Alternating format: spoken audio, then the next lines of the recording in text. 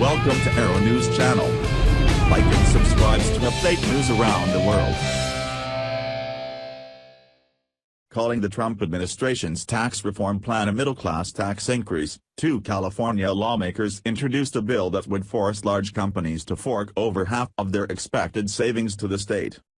Assemblyman Kevin McCarthy and Phil Think, both Democrats, introduced Assembly Constitutional Amendment 22, which calls for a 10% surcharge on companies with the net earnings over $1 million. The plan could potentially raise billions for the state's social services programs. It is unconscionable to force working families to pay the price for tax breaks and loopholes benefiting corporations and wealthy individuals, Ting said in a statement, according to the San Francisco Chronicle. This bill will help blunt the impact of the federal tax plan on everyday Californians by protecting funding for education, affordable health care and other core priorities. The paper reported that the two lawmakers face an uphill battle because Democrats in the state have lost their supermajority in the legislature.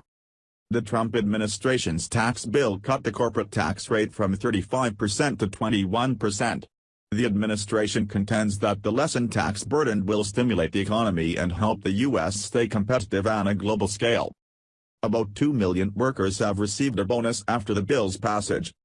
Congressional Democrats said the bill was rushed through and benefits the top 1% of earners. House Minority Leader Nancy Pelosi has diminished the corporate bonuses as mere crumbs.